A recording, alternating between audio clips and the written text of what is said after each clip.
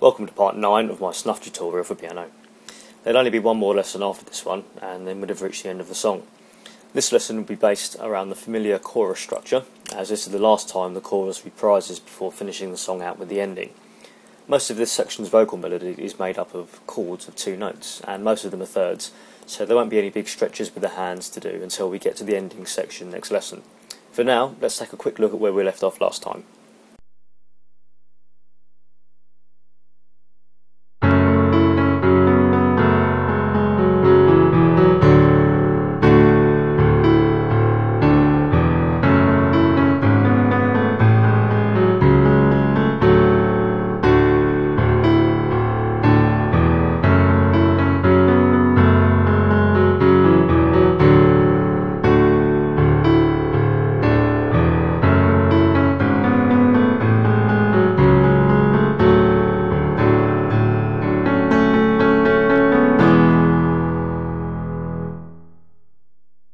Here the chorus comes back again before the song goes into the ending. Here's the right hand on its own.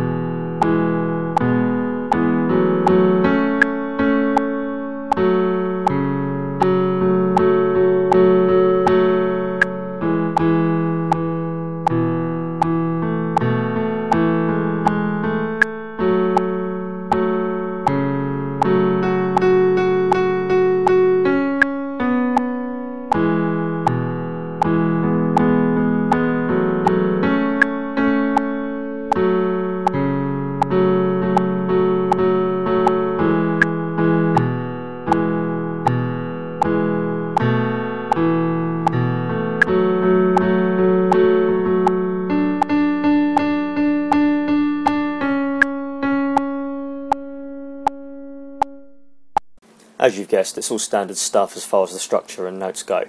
If you've already got the chorus part sorted prior to this, most of the hard work's already done. There is one main exception obviously, and that's the triplet part spread out over 2 beats, which should have been easy to spot. Before I explain this though, watch what the left hand does.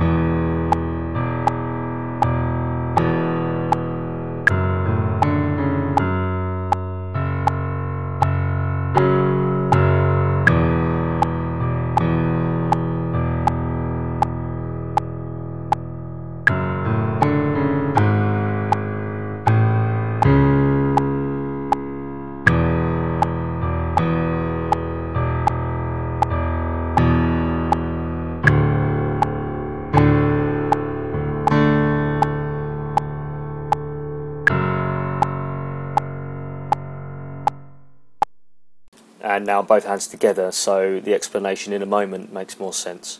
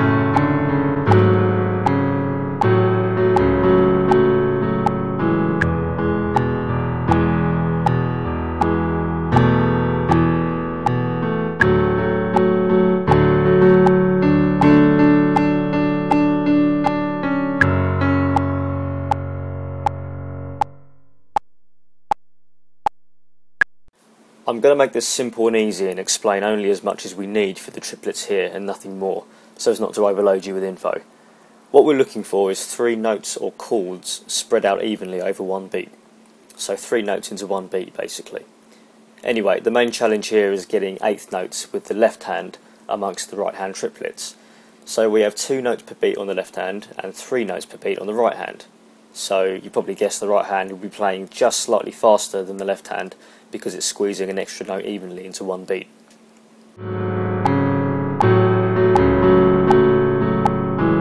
You still with me? Right, so the left hand has 2 notes to play per beat, as we said. The first notes are easy with both hands because they happen at the same time on the beat.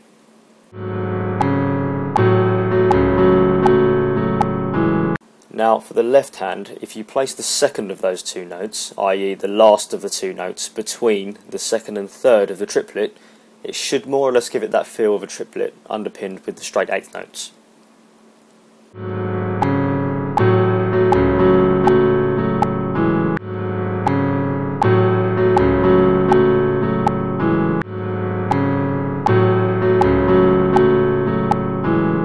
So let me sum this up. Both hands together on the first notes, then the right hand plays the second triplet, then the left hand plays the last 8th note, and finally the right hand plays the third triplet. So in that order the hands go. Both together, right hand on its own, left hand on its own, then right hand on its own. Right and left, right, left, right. Then when you repeat this for the second time, you only need to play the triplet with the right hand. The left hand does nothing in this song for the second triplet.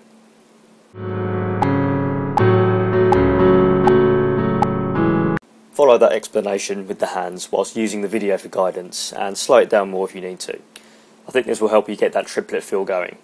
A good exercise to practice with is to play a note with the left hand on every beat, and then a note with the right hand 3 times in that beat.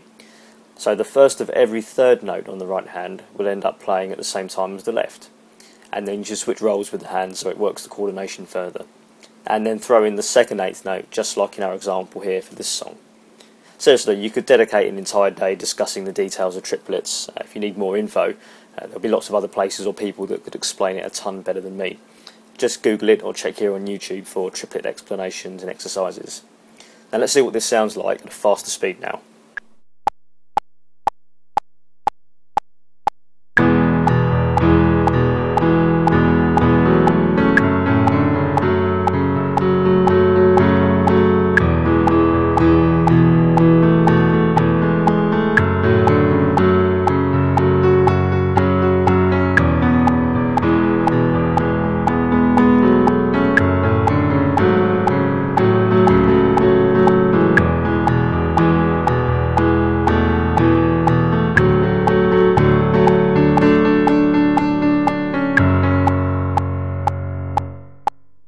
Apart from those triplets, everything else is standard chorus stuff.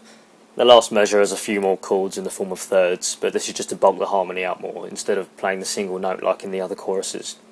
But the rhythm stays the same, and it will just require practice getting that extra note in at the same time, just like the other thirds we've played so far. Well, that's the end of another lesson. Part 10 is next, and that will bring this tutorial to an end. So keep an eye and an ear out for that, and I'll see you in part 10.